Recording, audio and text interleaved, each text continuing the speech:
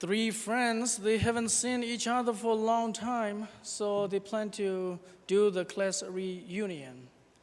So these three long-lost friends were comparing personal experiences.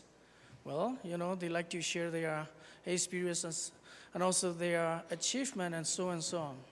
The first one shared, in our town, said the first, people call me Monsignor because I part-time as a Eucharistic minister.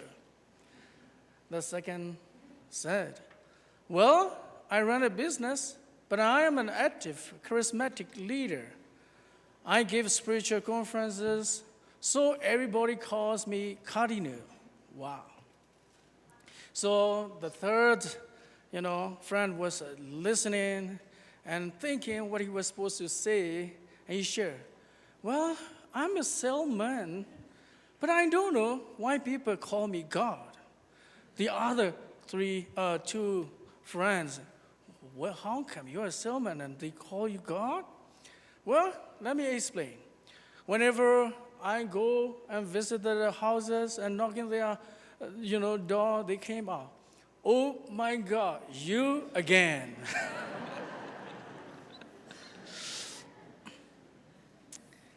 Yeah, so that's also counts. Well, today I would like to preach from the second reading. St. Paul to the Corinthians, he visited, and also St. Paul catch up with all these Corinthian Christians. And he found out, well, brothers and sisters, as you excel in every respect in faith, discourse, knowledge, or analysis, and in the love we have for you, he started that way. After catching up with one another, he found out that they are doing so good. Well, he continued. Well, here, may you excel in this generous act also. So that's how St. Paul, in the second reading, he started. We're hearing from St. Paul's address to the Corinthians. These converted Corinthians were indeed doing well in every respect in faith. He complemented their material and spiritual prosperity. But St. Paul, he was encouraging the Corinthian Christians to contribute to a collection for the poor in Jerusalem. He himself also did the same. Here he mentioned, he also gave the alms to the Macedonia. Well, he emphasizes the importance of the generosity and equality among the believers. For you know the gracious act of the Jesus Christ, that though he was rich for your sake, he became poor, so that by his poverty you might become rich. And he continued to mention, this is what I like, not that others should have relief while you are burdened, but that, as a matter of equality, your abundance at the present time should supply their needs, so that their abundance may also supply your need. St. Paul, he continued to mention, whoever had much did not have more, and whoever had little did not have less as well. Interestingly, he draws a parallel to the story of manna in the Old Testament, Exodus chapter 16 from verse 18. When they measure it an omer, whoever gathered much had nothing left, and whoever gathered little had no lack. Each of them gathered as much as they could eat.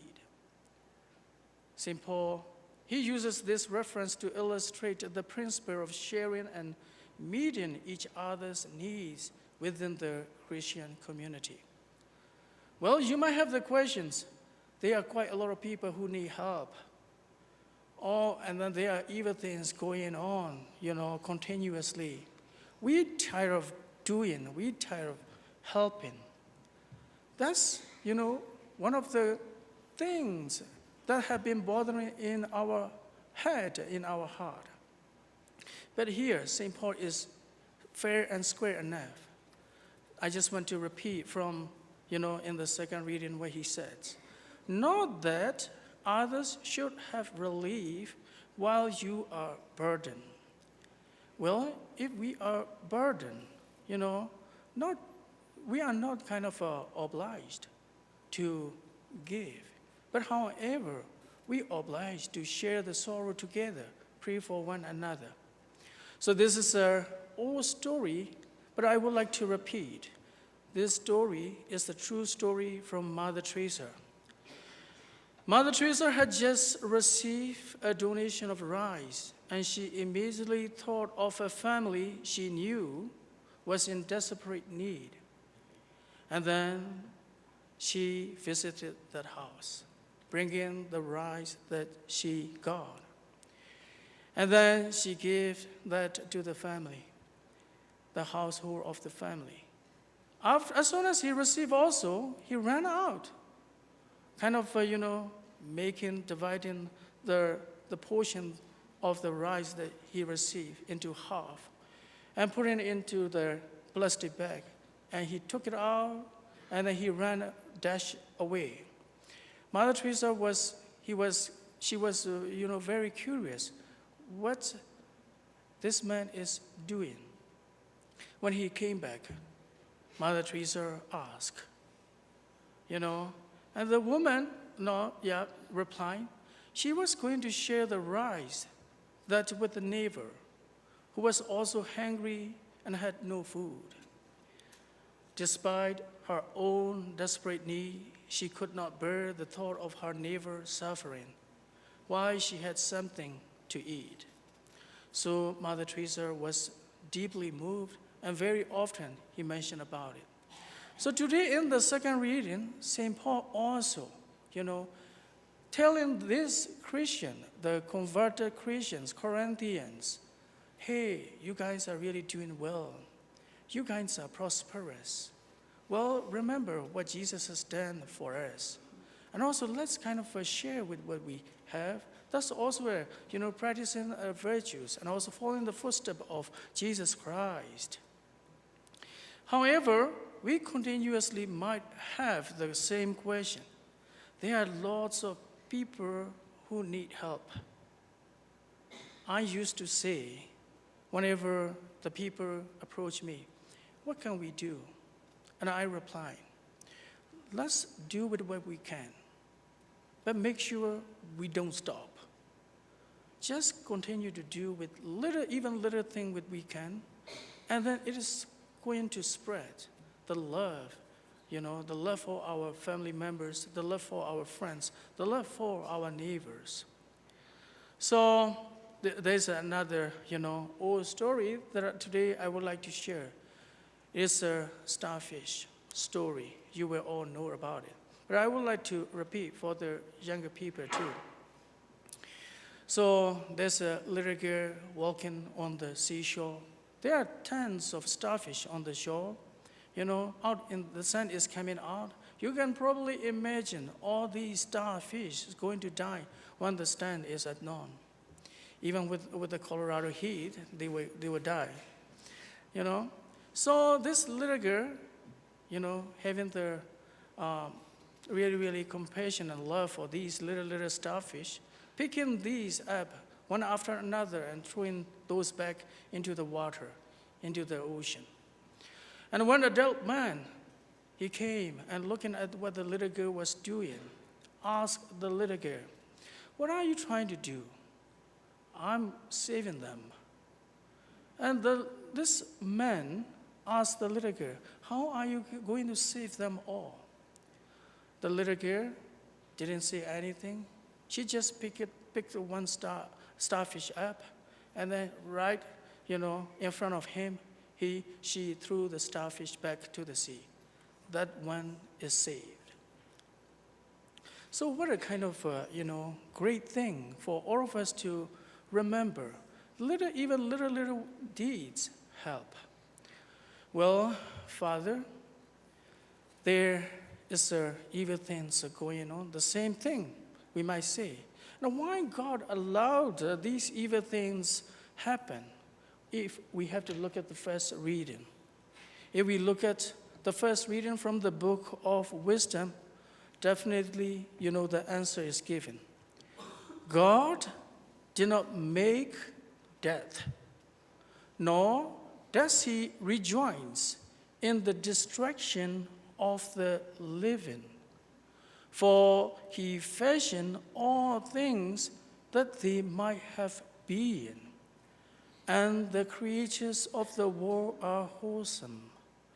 There is not a destructive draft among them, nor any domain of the netherworld on earth, for justice is undying. That is the original purpose of, we are being created. We are to share the heavenly kingdom with him. We are to share the eternal happiness with him. And here, the psalm mentioned, let's give praise to the Lord, for we are rescued, and we are the children of God.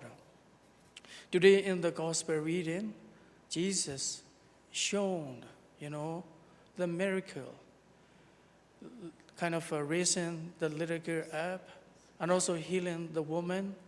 Well, that's the kind of intention of Jesus coming.